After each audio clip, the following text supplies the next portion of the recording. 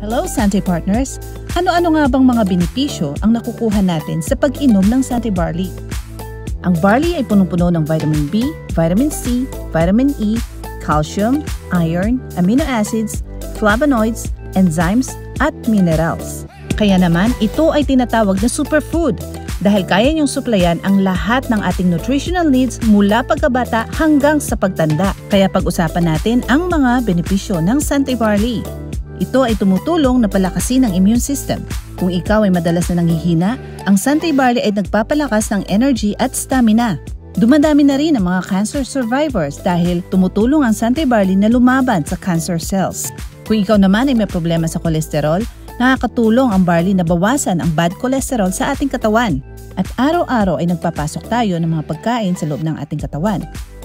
Tinatanggal ng barley ang mga lason sa katawan mula sa mga pagkain na hindi natin kailangan. At ang ilan sa atin ay constipated at nakakatulong ang Sante Barley sa panunaw.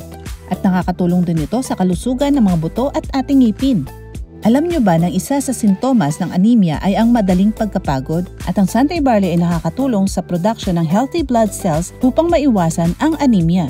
At kadalasan, marami ang nagkakasakit sa bato. Nakakatulong ang Sante Barley na linisin ang ating panloob na kalusugan. Kaya malaking tulong ito sa mga may sakit sa bato at maiiwasan ang pagkakaroon nito. At nakakabawas din ito sa pamamaga o inflammation. Maiiwasan din ang premature aging dahil ang Sante Barley ay may anti-aging properties. Nakakaganda rin ito ng balat dahil pinapanatili nito ang kalusugan at elasticity ng ating balat. At napakalaki ng populasyon ng Pilipinas na may problema sa diabetes. Tumutulong ang Sante Barley na gawing normal ang blood sugar levels natin. Sa pag-inom ng Sante Barley, nagiging normal ang ating blood sugar levels. Ilan lang yan sa mga benepisyo na makukuha mo sa bawat pag-inom mo ng Sante Barley. Para sa marami pang impormasyon, hanapin lang ang #UnstoppableWolf sa social media.